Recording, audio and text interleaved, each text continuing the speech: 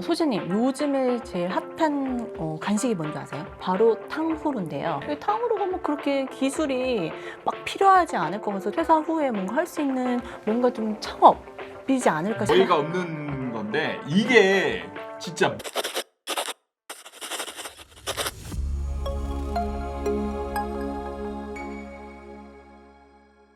반갑습니다. 아파트 사이클 연구소 소장 이현철입니다. 배짜입니다. 반갑습니다. 네. 네. 소진님, 요즘에 제일 핫한 간식이 뭔지 아세요? 길가에 가면 네. 많은 사람들이 붕어빵? 너무 옛날 옛적의 이야기 아닙니까, 소장님? 난 붕어빵이 제일 아닙니다, 맛있던데. 아닙니다. 이게 진짜 계절과 상관없이요. 네. 사계절 내내 요즘 정말 핫한 게 있어요. 바로 탕후루인데요. 드셔보셨어요? 저는 탕후루를 별로 좋아하지 않고 우리 애가 맞아요. 엄청 좋아해요. 젊은 사람들이 진짜 많이 먹잖아요. 그래서 이제 창업을 생각하는 사람들, 그리고 어. 저같이 뭔가 좀 돈을 더 벌고자 하는 사람들. 네. 탕후루가 뭐 그렇게 기술이 막 필요하지 않을 것 같아서 초보자인 저도 네. 할 수 있지 않을까? 괜찮은 약간 부업이라던가 네. 뭔가 퇴사 후에 뭔가 할 수 있는 뭔가 좀 창업이지 않을까 싶어가지고 좀 눈여겨봤었거든요. 네. 근데 얼마 전에 또 뉴스 기사를 봤는데요. 네. 이 탕후루에 또 폐업하는 지점들이 또 많아지고 있다. 이런 또 저도 뉴스 기사가 봤습니다. 보이더라고요. 네네. 아니 분명 이번 주만 해도 정말 사람들이 바글바글하고 많던데 네. 이렇게 폐업을 하는 좀 탕후루 가게들이 좀 늘어나고 있다. 이거 좀 네. 이해가 안 되더라고요. 네. 처음에 말씀드렸던 이 폐업을 많이 했다고 했잖아요. 네. 그래서 10월에 탕후루 가게 폐업이 22건. 뭐 이 정도면 뭐 그럴 수 있지? 이렇게 또 생각을 하겠는데요. 이게 좀 새로 생긴 탕후루 매장 수치가 나왔어요. 이게 유행된 게 몇 년 됐잖아요. 네. 그래서 18년부터 이제 쭉쭉쭉 나오는데요. 19년에 42개, 그리고 20년에 46개, 그리고 21년 49개, 22년에는 82개가 매장이 새로 생겨난 거예요. 네. 그럼 올해는 몇 개가 생겨났나? 네. 봤더니 무려 1329건. 1300. 이게 전년에 82인데. 82건에서 1329건. 네, 그래서 저 이거 잘못 봤나 했어요, 제가. 1년 만에 어떻게 이렇게 많은 숫자로 확 늘어날 수 있는지. 이게 진짜 인기가 정말 어마어마하다. 네. 그래서 이걸 보고서는 이걸 좀 해도 되는 게 아닐까? 약간 이런 생각도 또 들더라고요. 네. 그래서 이 부분에 좀 얘기를 해보려고 해요, 소장님. 탕후루 이렇게 좀 인기가 많은 네. 이런 것들 창업해보는 거 어떨까요? 이걸 어떻게 얘기해야 될지 모르겠는데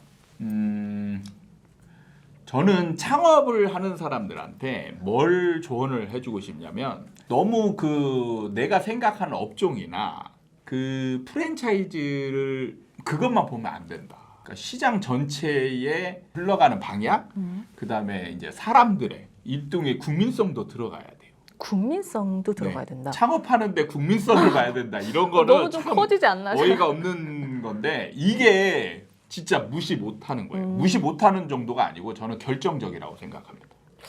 어느 부분에서 이게 결정적이라고 하는 거예요? 결론부터 얘기하자면 프랜차이즈 창업을 하시잖아요. 그러면 성공 가능성이 거의 제로에 가깝습니다. 그러니까 그렇지 이게 않을까? 뭐냐면 흥하는 그 시간 있잖아요. 흥하는.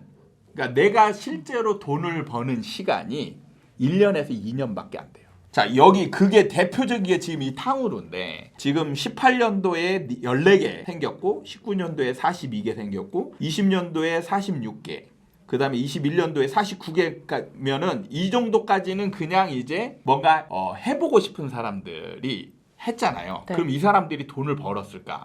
이 사람들은 그렇게 돈을 벌지 못했어요. 왜냐하면 자 이렇게 늘어나잖아요. 그러면은 인기가 없다라는 걸 얘기하는 거예요. 그러니까 이게 관광지에서는 사람들이 워낙 많으니까 먹을 게 이런 게 먹혀요. 그런데 일반 가게에서 생겼다. 그러면 사람들이 쳐다보지도 않아요. 이럴 때는. 그러다가 이제 어느 순간부터 조금씩 인기가 생기겠죠. 인기가 생기면 그 다음에 뭘로 연결이 되냐면 바로 개업 수가 바로 늘어나요. 예를 들면 과거에 주시 인기 막 기억나네요. 지금 생겼을 때 약간 반짝하다가 지금은 사람들이 생과일 주스 얘기하는 사람 하나도 없잖아요. 그렇죠. 매장도 없죠, 많이. 네. 그러니까 다 망한 거예요. 그 다음에 지금 우리 한동안에 또 핫도그, 명랑 핫도그, 네, 명랑 핫도그 엄청 난리 났었죠. 지금 조용하잖아요. 지금 핫도그 막 줄 서서 먹는 가게 있나요? 없죠. 거의 없죠.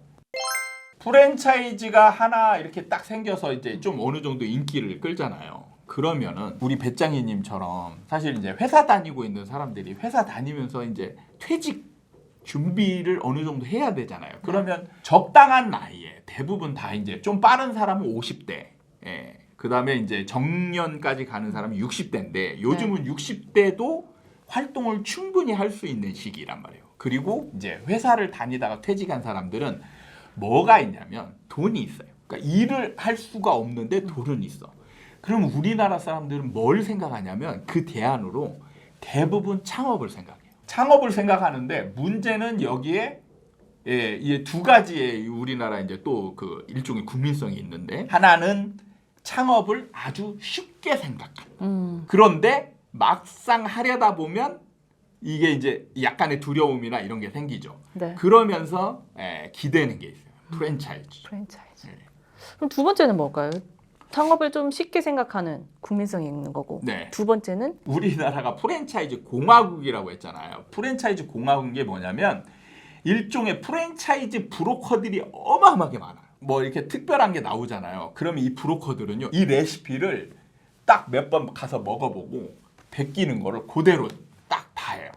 그러면 뭐냐? 아류 프랜차이즈가 생겨요. 내가 정말 준비를 잘해가지고 장사를 잘 읽어 놓으면 그 다음 사람들이 무분별하게 막 들어오는 거예요.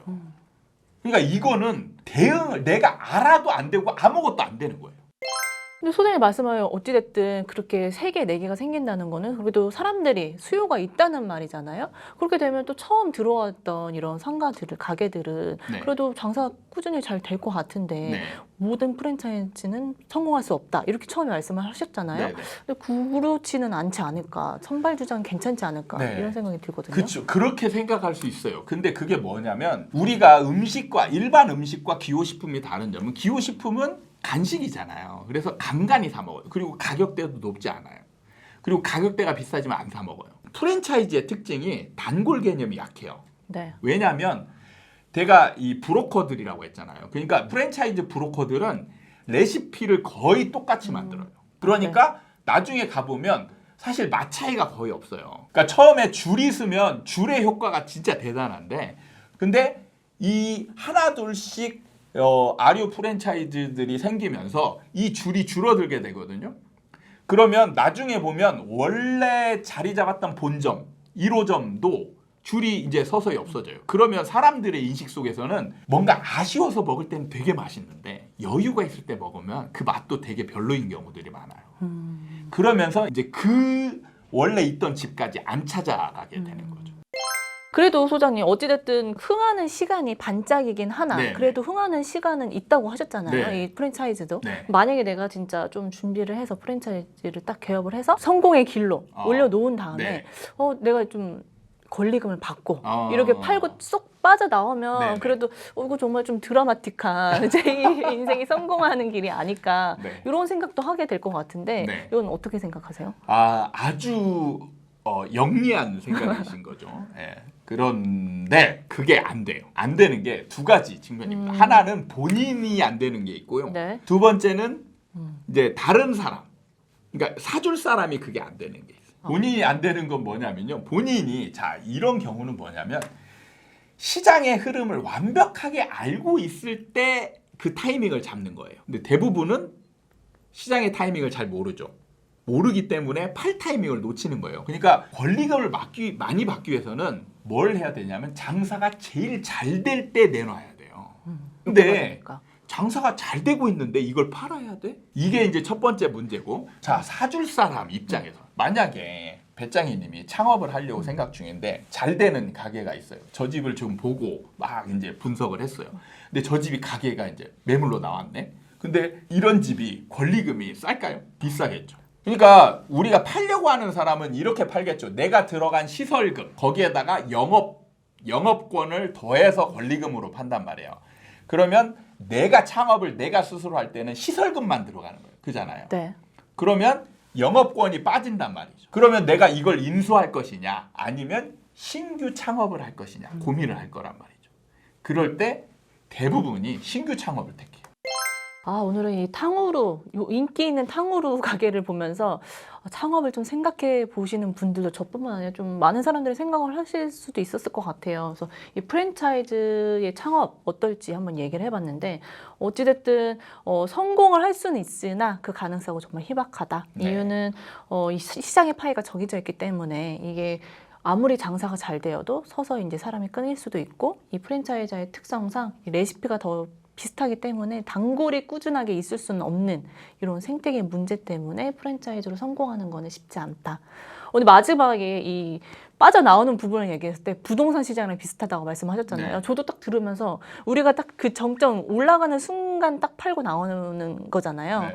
이게 또 부동산이랑 또 연관이 되는 게 또 신기했던 부분이 또 있어요. 네. 어쨌든 뭐 창업이든 뭐든 부동산을 기반으로 하는 거기 때문에 이 지역적인 그리고 네. 우리나라의 국민성 이런 게 별개 개념이 아니다. 동일한 개념이다. 오늘은 이렇게 마무리하도록 하겠습니다. 오늘도 저희 아파트 사이클 연구소 채널을 사랑해주신 여러분께 감사드리고 다음에 또 도움이 되는 영상을 가지고 찾아뵙도록 하겠습니다. 감사합니다. 감사합니다.